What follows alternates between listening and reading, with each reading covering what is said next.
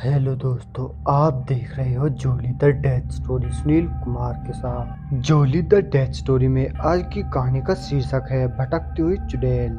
लेकिन इस कहानी में आगे बढ़ने से पहले आपसे एक हमारी विनती है। आप कहानी तो पूरा देखते हो लेकिन वीडियो को लाइक और चैनल को सब्सक्राइब करे बिना ही चले जाते हो, तो कृपया ऐसा ना करें। वीडियो को लाइक, चैनल को सब्सक्राइब अवश्य करें। तो चलिए बढ़ते हैं आज की इस कहानी की ओर।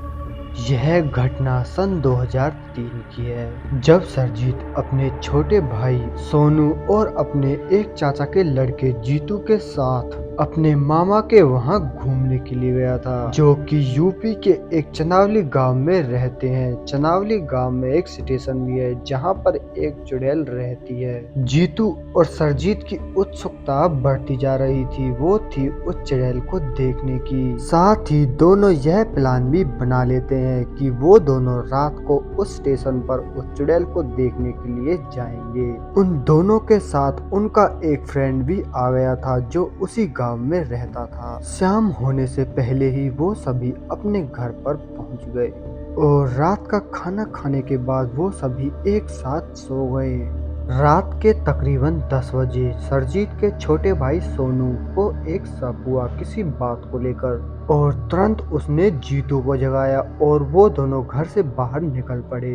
स्टेशन लगभग घर से 1 किलोमीटर की दूरी पर था और वो दोनों स्टेशन की ओर अब निकल पड़े। और कुछ देर बाद वो स्टेशन के पास पहुंच गए। वो अभी स्टेशन के पास पहुंचे ही थे कि उन्होंने एक औरत को स्टेशन के पास देखा। उस औरत का पहनावा बिल्कुल अलग था। उसने सफेद कलर की साड़ी पहनी हुई थी और वह अकेली ही उस स्टेशन पर भटक रही थी। सरजीत और जीतू चुपके से उसे देख रहे थे, लेकिन तभी सरजीत जीतू को वापस चलने के लिए कहने लगा। जीतू को तो कुछ और ही चाहिए था और उसने वापस जाने के लिए सरजीत से इनकार कर दिया और सरजीत को अपने साथ लेकर स्टेशन के अंदर की ओर चल दिया, यह जानने के लिए कि आखिर वह औरत है कौन और गांव के सभी लोग वहां जाने के लिए क्यों मना करते हैं। सरजीत के बहुत मना करने पर भी जीतू ने उसकी एक न सुनी और वह सरजीत को लेकर आगे की ओर बढ़ने लगा। लेकिन जैसे ही वो दोनों स्टेशन के अंदर पहुंचे तो वहां कोई नहीं था, चारों तरफ सुनसान था। तभी जीतू कहने लगा, अभी तो यहीं थी, अचानक से कहाँ गायब हो गई? अभी तो मैंने यहीं देखा था। रात काफी ज्यादा हो चुकी थी, जिसके चलते अंधेरा अपनी चरम सीमा पर था और चारों तरफ जानलेवा सन्नाटा छाया हुआ था। इधर सरजीत डर के मारे कांप रहा था, जो जीतू को बार बार वापस घर चलने के लिए कह रहा था, लेकिन वो उस चुड़ैल को बिना देखे कहाँ मानने वाला था। फिर अचानक ही मौसम में ठंड बढ़ गई। अब तो सरजीत और भी ज्यादा घबराने लगा और साथ ही जीतू से रिक्वेस्ट करते हुए कहने लगा, यार अब तो चलो भाई। जिस पर जीतू अब मान गया और वो दोनों घर जाने के लिए अभी कुछ आगे बढ़े ही थे कि अचानक कि वो सफेद लिबास वाली औरत उनके सामने आकर खड़ी हो गई और उसका चेहरा बहुत ही ज्यादा भयानक था। साथ ही उसकी एक आंख वाला हिस्सा भी गायब था और उसका चेहरा बिल्कुल नीला पड़ा हुआ था। उसके चेहरे पर बुरी तरह फफोले बने हुए थे और उसके बाल पूरी तरह बिखरे पड़े थे।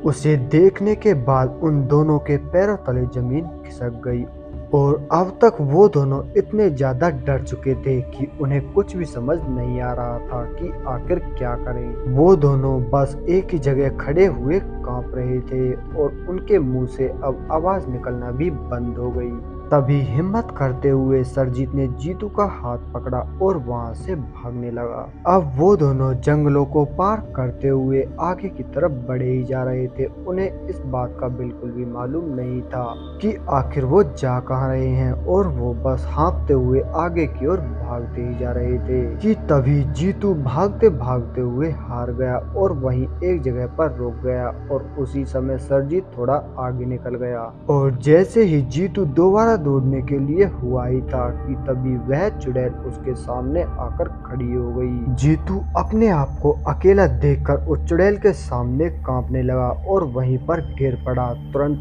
उस चुड़ैल ने जीतू को पकड़ लिया और घसीटते हुए वह जीतू को अपने साथ ले गई और उसके साथ बहुत ज्यादा दुर्व्यवहार करने लगी। लेकिन वहीं दूसरी तरफ सरजीत कैसे भी करके वहां अपने घर की तरफ भाग गया और जाते ही उन्होंने अपने सभी घर वालों को जगा दिया और उनके साथ घटी उस घटना के बारे में सभी को बता दिया।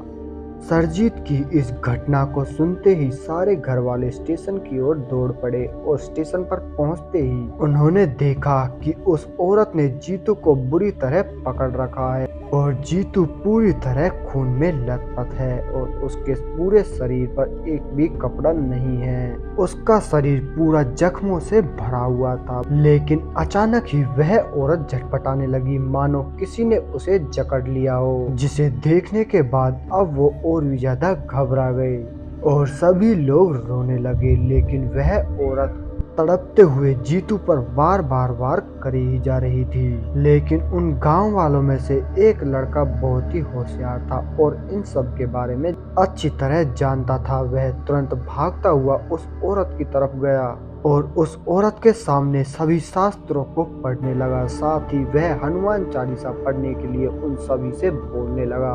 उन शास्त्रों के सामने वह औरत अब कमजोर पड़ने लगी, जिसे देखने के बाद गांव वालों में और ज्यादा ताकत आ गई और गांव वाले सभी उस औरत पर टूट पड़े, जिसके बाद वह औरत बिल्कुल ही कमजोर पड़ चुकी थी और तुरंत वह वहां से भाग गई। लेकिन जीतू अब तक बुरी तरह बेहोश हो चुका था कि तभी गांव वालों ने उसे उठाया और अपने घर ले आए। जीतू कई महीनों तक इसी तरह खाट में पड़ा रहा और साथ ही सरजीत की भी कुछ हालत कुछ दिनों तक खराब रही। लेकिन आज तक उस औरत के बारे में कुछ भी पता नहीं चला। लेकिन उस होशियार आदमी की वजह से उस दिन जीतू की जान बच गई। तो दोस्तों, इस कहानी में बस इतना ही। कहानी अगर आपको पसंद आई तो लाइक शेयर जरूर करें, साथ ही हमें कमेंट करके जरूर बताएं। तो मैं आपका दोस्त सुनील कुमार मिलता हूं आपसे बहुत जल्द एक और ऐसी ही सच्ची घटना के साथ। तब तक के लिए बाय एंड टेक केयर।